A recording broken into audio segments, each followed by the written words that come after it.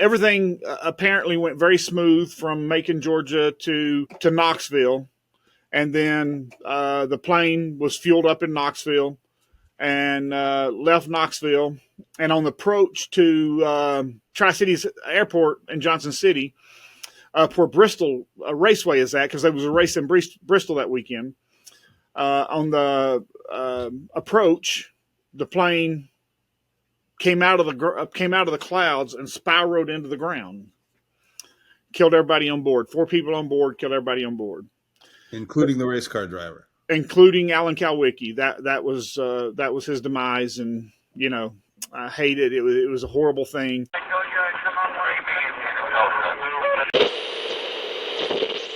And welcome back to another episode of True Stories from a Real Private Eye. I'm your host, Vinnie Coppola. With me, as always, is Lynn Lambdin, a real private investigator in Atlanta, Georgia. And he's got another great one for us, I heard. Lynn, let's get to it. Let's get right to it. What is it? Well, Vinnie, how was your week? My week was great, buddy. But I spent with my in-laws, and those go. You know how that goes. But I was all in all, I would say a good visit. So well, that's always good. But glad to be home. Glad to be home. Well, no matter where you go, you're always glad to be home. Absolutely. I understand. I guess this week, Vinnie, I was going to talk. Flip the coin. Had a bunch of stories in my head. So flipped a coin, and the damn thing landed on its edge. Okay.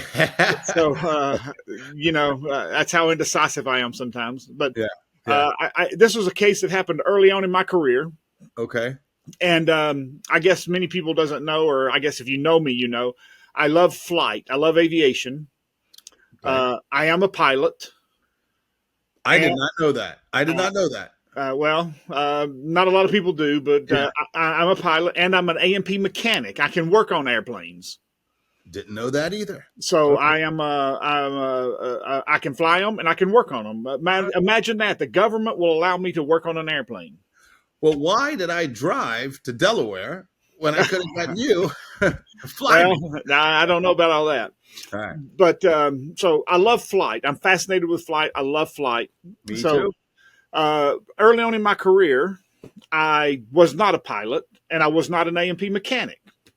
Okay. So I got an opportunity to work on a plane crash.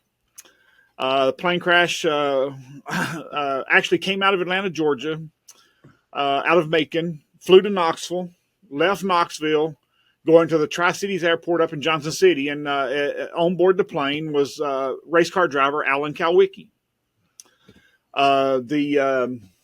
It was the Hooters plane, or it was operated by Hooters. It didn't. I don't think it had Hooters written on it, but it was operated as a Hooters plane. But it was operated by Hooters had an airline for a short while. I don't know if they still do. Well, it wasn't a Hooters airline. It was Alan Kulwicki drove the Hooters race car. Aha. He was sponsored by Hooters. Okay. And Hooters Eastern Foods paid for him to fly him around, from venue to venue, from wherever to wherever. And everything apparently went very smooth from Macon, Georgia to Knoxville. And then the plane was fueled up in Knoxville and left Knoxville. And on the approach to Tri-Cities Airport in Johnson City, where Bristol Raceway is at, because there was a race in Bristol that weekend. On the approach, the plane came out of the clouds and spiraled into the ground. Killed everybody on board. 4 people on board. Killed everybody on board, including the race car driver, including Alan Kulwicki. That was his demise, and I hate it. It was a horrible thing. So fast forward a couple of years, and I'm very new in the PI business. This happened in April of '93. This accident happened in April of '93. So you fast forward 3 or 4 years, 2 or 3 years, and I'm very new in the business, and there's a lawsuit comes about. The family of the people on the airplane not Alan Kulwicki's family, but other members that was on the airplane. They file a lawsuit, and I am brought into the mix because I'm a private investigator, but they need me to locate witnesses, serve witnesses, and do some research on the plane, and I actually get to go see the crashed airplane because a company out of Macon, Georgia, recovered the airplane, brought the airplane back to Macon, put it in a hangar, and put it under lock and key, and it stayed there for many years until all the lawsuits. Why would they do that? Why would they do that? Well, because anytime that there's a plane crash, a reconstructionist team comes in, and the NTSB comes in, it's not the NTSB, but they're contracted by the NTSB. What is the NTSB? National Transportation and Safety Board. Okay, just for people that. Yes, it's FAA and National Transportation and Safety Board. Okay. The Aviation Administration, who oversees our license as an A&P mechanic, and A&P mechanics are the ones that do all these investigations. They're the ones who are the investigators on the ground. So when you see all these people out there with clipboards on the ground at these scenes, 90% of them are A&P mechanics. Okay. Because they're trying to figure out what went wrong with this plane, why this plane went down. So they're the ones that are out there on the ground doing all this. Now why did it take so long for anybody to start this kind of investigation? Why was this thing under lock and key for so long? It first goes under lock and key for the NTSB and the Aviation Administration to do their investigation. Right. That typically takes anywhere from 18 to 24 months on any plane crash. Oh, okay. So the family of these people can't file their lawsuits. They can file their lawsuits immediately, but you have to until it's determined what the cause was. It's no point in moving forward. Right, I get it. Yes. Then once that the lawsuits are filed, then the attorneys lock it up and they keep it locked up, meaning that they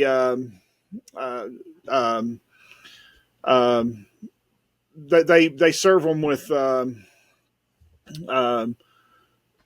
orders from the court to hold the evidence. Right. They don't want no one messing with it while they're exactly right. Yeah. Until this is settled. Right. Now, what was the family suing about? What were they saying? Wrongful death? What was they were suing for wrongful death. And one of the work what's it called? Foul play? No, just wrongful.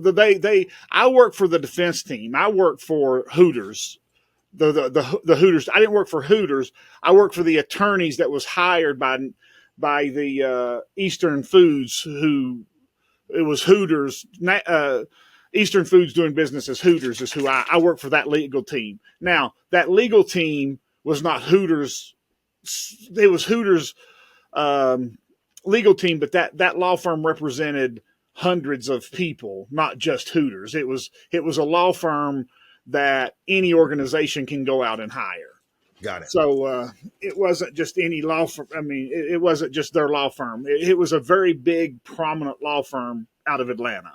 Okay. Who represented that company. Okay. So I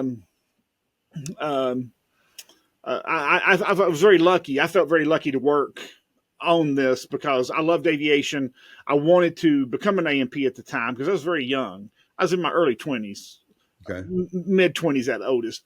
And I wanted to become an A&P and I wanted to become a pilot. Matter of fact, I was probably studying to be a pilot at the time. I don't remember. So I felt very lucky to be able to work on a case of this magnitude. And but the working theory at the time was that the pilot committed suicide. Mm-hmm. That was the working theory, which turned out not to be true. The pilot was not suicidal.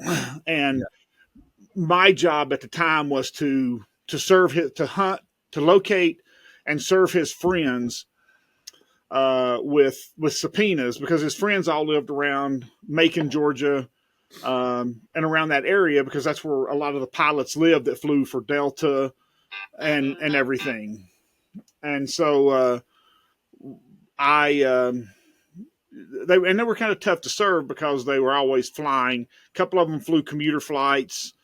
There's a community up in Macon where there's a runway, a grass runway, and there's houses on each side. And you fly your little airplane in. You got your hangar at the back of your house. You just taxi your airplane into your hangar. You go in your house just like you do your car. Wow. And it's a small plane. It's a Cessna, or a small Piper or something, and you fly it right in there. This particular pilot that I was hunting had a little Cessna 152 that he flew in there. 152, 172. I can't even remember. It's been so long. And so I'm all over Macon hunting this guy, and but the working theory is that he committed suicide, which we proved that he did not commit suicide. Right. And it was long, drawn out, but I was one of about 8 people. I think when I went in to take pictures of this airplane, I was one of 8 people that got to actually see the airplane put back together on the ground. It was amazing work. It takes a team of people. They go where the airplane hits the ground. They pick up all the airplane parts. They bring it back to this hangar, and they lay it down in the shape of an airplane. And they look at the part and they go, okay, this is a de-icing motor from the right wing, and they put it where it would go on the right side, and they put it back together on the ground. And I was one of 8 people after about 36 months in this hangar of them rebuilding this airplane that actually got to take pictures of it, because it's under lock and key, because it's a federal case, right? Because it's under FAA and NTSB control. Mm-hmm. And this was a Fairchild SA227 TT, and it had twin turbos, turboprops on it.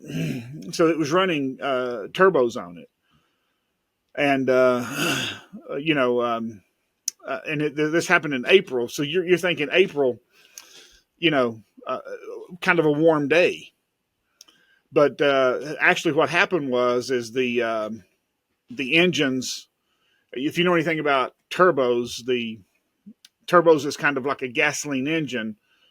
A gasoline engine is, the theory is suck, bang, blow. It sucks the air in. Then they compress the air. Then you got an explosion, and then it blows the exhaust out, and that explosion blows your piston down, which creates your power. Yeah. So a turbine engine is kind of the same way, exactly the same way, but it's constant. You got your turbine blades, and in the front, they're bigger, and as they go back, they get smaller and smaller and smaller, which compresses the air smaller, tighter and tighter and tighter as it goes back. Well, then it gets in your combustion chamber, and when it gets in your combustion chamber, that compressed air bangs and blows out the back, which gives you the power. Well, they take that power of that turbine at that point, and they turn a engine turbine with turn a blade with it, a prop with it, instead of blowing it out like a jet engine, which doesn't have a blade on it. They're turning a blade with this one instead of blowing it out the back. Got it. So what happened is the NTSB and the FAA determined that the pilot was overwhelmed and didn't operate his de-icing properly, and he had a flame out on both engines, which means that his the ice coming into the front of the air coming into the front of the engine froze and caused the engines to flame out, and which and it was dark outside. It had already gotten dark because he was on ILS, instrument landing.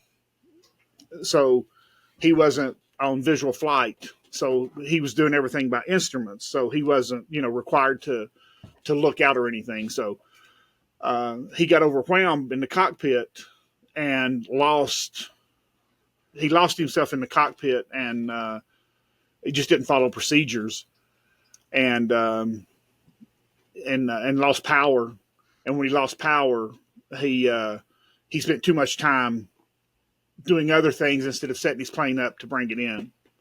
And was there any black box recording? I mean, I know that's well, I'd probably not on a plane like that, right. But was he in communication with anybody at the time? Like, hey, I'm going down. Or, they said they had.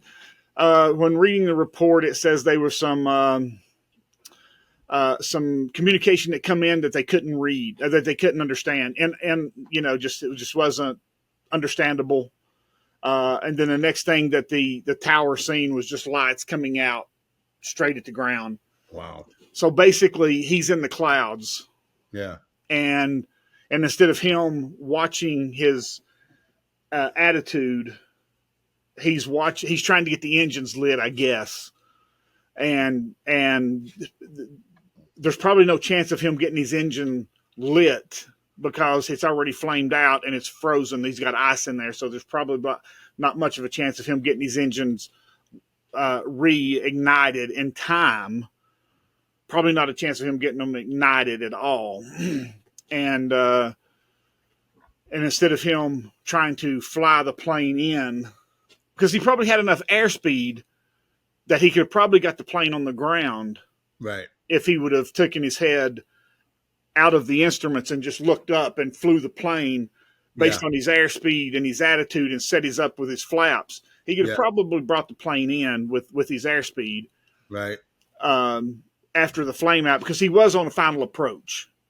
And final approach means you're headed right for that runway. Yeah. Yeah. So he was on final approach, and he was high enough up that he was in the clouds. Yeah. So he probably could have got enough airspeed. I don't know enough about the Fairchild to know. I've never flew in a Fairchild, never flew a Fairchild, so I don't know if he could have glided it in, so to speak.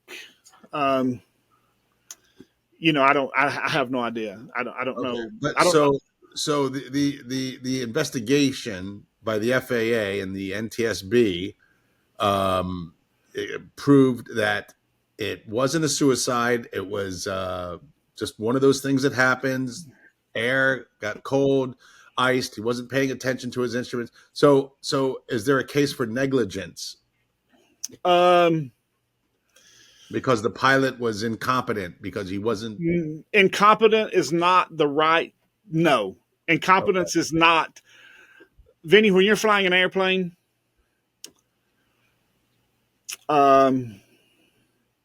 it's a lot different than driving a car. I bet. I'm sure. You can't just when it stalls, you can't just coast over to the side of the road. This episode is brought to you by Simple Funding LLC. For all of your pre-settlement funding needs, contact Simple Funding LLC to receive your money promptly. They're a customer-centric legal funding company that provides exceptional funding solutions at affordable rates. Simple Funding covers a diverse range of cases, including car accidents, slip and falls, worker compensation, medical malpractice, wrongful death, and more. They recognize that life goes on and you need to access your funds immediately, which is why they offer clients a swift and efficient process with minimal documentation requirements. For more information, visit simplefundingllc.com or contact them directly at 678-855-6232. In my training, I had an excellent pilot. I had an excellent trainer. We would be up over Lake Lanier training. You're familiar with Lake Lanier. Yes. And he would get us up at about 2,000 feet, 2,500 feet. Yeah. And we would be training. We'd be training with doing something, we'd be training for something on one part of the flight. And then all of a sudden he would just reach over and he would just push the power in and he would say, "You've lost power. Find a place to set this plane down." Yeah, yeah, yeah. And Wow. and the reason he would do that is that you have a procedure when your plane loses power. You have a procedure in every plane's handbook. There's a procedure, Right. and I trained in a Cessna 172. Your best glide ratio in a Cessna 172 is 99 knots with 30 degrees of flaps.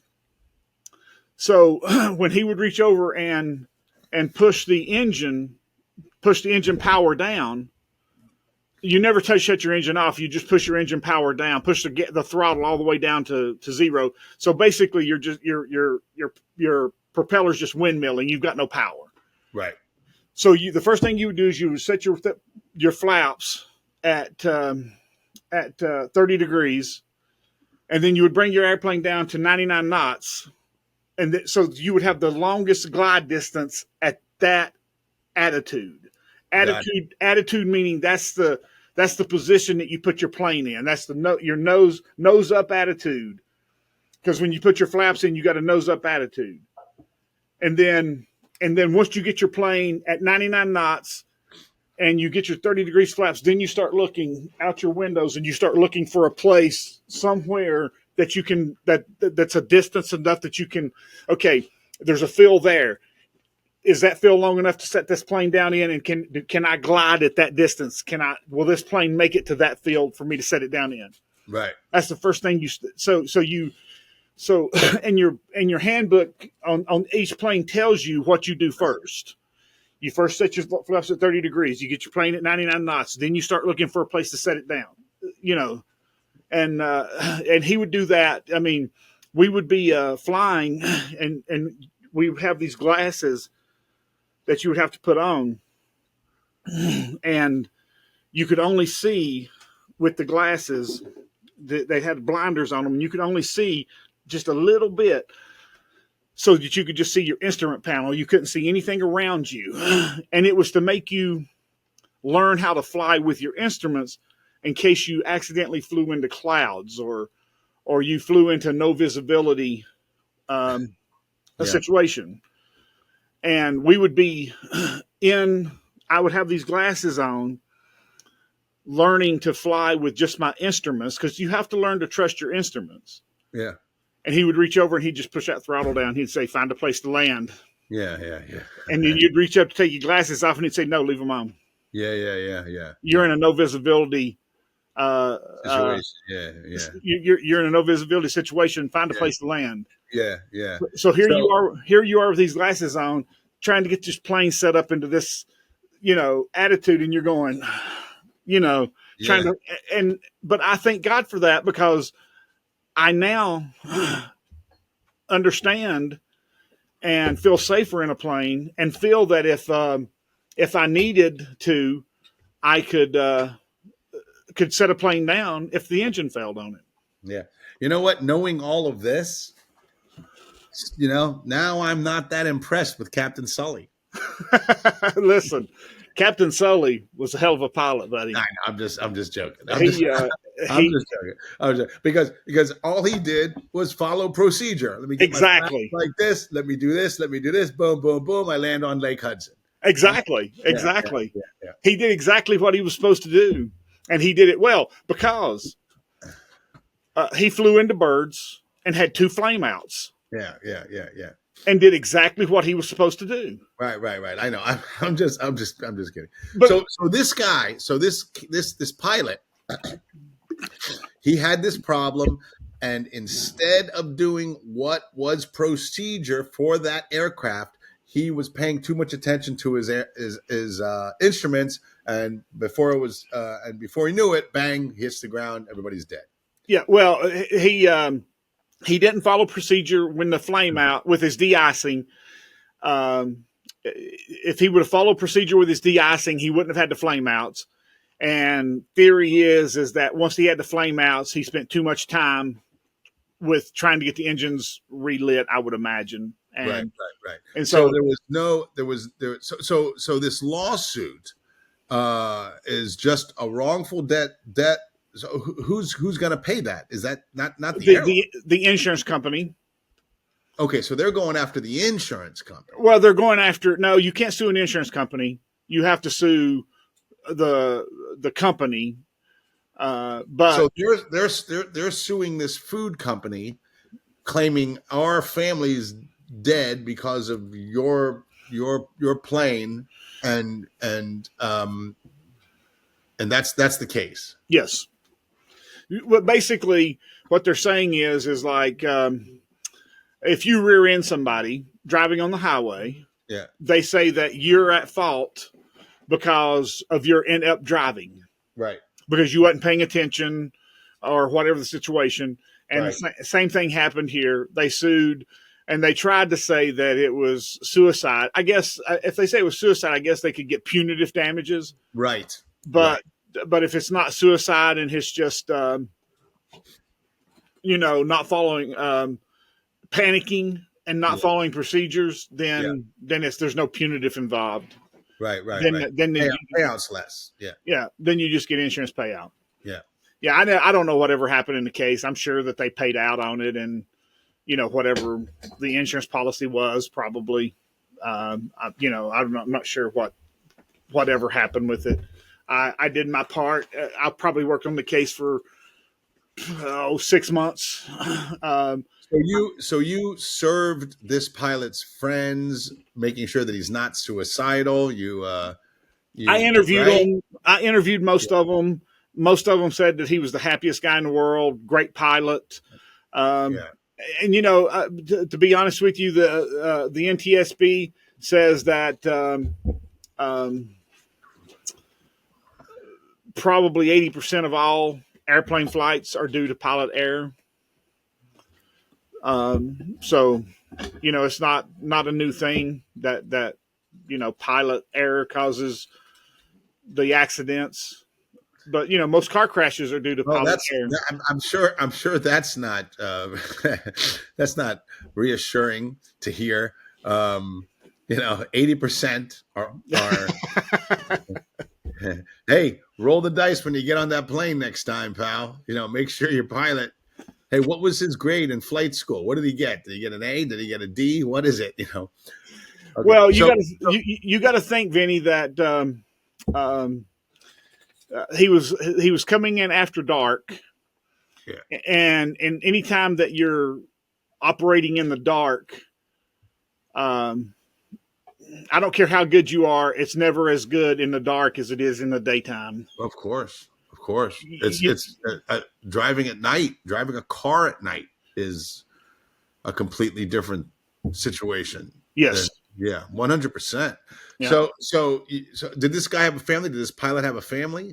I can't remember. I think he did. I think he did have a family. So you served the friends, and you served. I served like 8 or 10 people in the case. Yeah, I spent a lot of time up at the airfield in Macon. There was a A&P shop up there. I spent a lot of time at talking to people that. So you did what you were supposed to do, and that is prove that it wasn't a suicide. Get the people involved that could prove that it wasn't a suicide. It wasn't a suicide, and so the insurance company would not have to pay out as much, but they did pay out. Is that right? I have no idea. I don't know what happened. I don't even know if they had a trial or if they settled out of court. I have no idea. Oh, holy cow! After I served all the subpoenas and went on, I never. That was the end of my tenure with that case. Okay. I never check on the cases, Vinny, after I get done. Yeah, I hear you. Yeah. I don't go back and see, what happened with them. Was this case the catalyst that made you go, that does it? I'm going to become an A&P mechanic.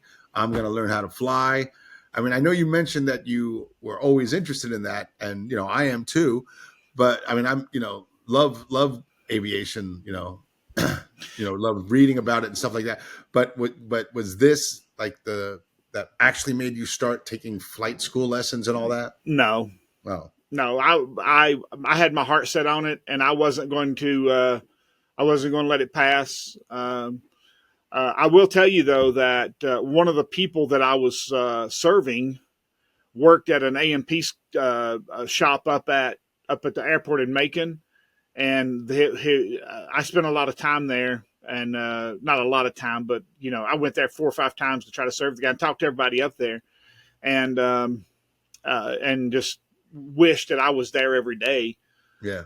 Because they had airplanes tore apart and working on them, and just unbelievable. Just I will tell you a quick story though. When I was in A&P school, we had an airplane that at our school that came from the DEA. The DEA seized it from a drug cartel, and it wasn't a plane that you could fly. It was just it was a plane that had aged out a flight, and it would never be airworthy. But we would take it apart and we would work on things and we would put it back together. We would work on the avionics inside. We would make all the lights work and make everything work. And we were taking it apart one day and found drugs in it. Oh shit! Yeah, Marijuana, cocaine, what? Heroin? Cocaine. Oh wow! It wasn't much, but it was a small amount of cocaine. It was a distributor amount, right? No, it was just a small package amount, Oh, okay. So it was just somebody stashed on the flight. Okay. Well, I guess it was not. It was stashed to be brought into the country. It was in the stairwell. Oh, okay. When they we took the stairwell apart, and it was in the stairwell. Oh, all right. Interesting. Yeah. So, yeah. It was we called the police in to. They come and got it. They came and got the drugs. It was yeah. So I was up in the front. I was up and under the front landing gear one day, working on it, and I was inspecting it. You have to learn how to inspect planes and stuff. And I was up under this plane. So it is a good sized plane. It'd probably fly 20 people. I was up and under the front landing gear, inspecting it, and I went, "Oh no!" And the front landing gear was probably about this thick, and 2/3 of the way through the front shock on the front landing gear, it was breached. At any time, the next landing or the next 10 landings, it was going to split completely in half, and the front the nose would have just hit the runway. Yeah, heck yeah. Yeah, so they took it out of service right on time. Yeah, I bet. Yeah. Because those drug cartels don't have their planes inspected. No, why would they? They get caught and they ditch them. Yeah. So. Or what are they going to do? Go into a place and go, hey, can you inspect my plane? Well, they're supposed to. They're supposed to, yeah. Well, the planes are probably stolen anyway. Probably. Yeah. But they could hire their own A&P. Yeah, for sure. To do inspections. But planes like that, they got to have serious inspections. So they'd need more than one. They would need to take it into a shop and have it inspected, because it would take a month to inspect a plane that big. Yeah. To do it correctly. Right. Yeah, but they don't care. No. They don't. Yeah. Just as long as they get their drugs in. Yeah. That's all they care about. Right. Unbelievable. Well, yeah, but this was a good case. I enjoyed this case. This was I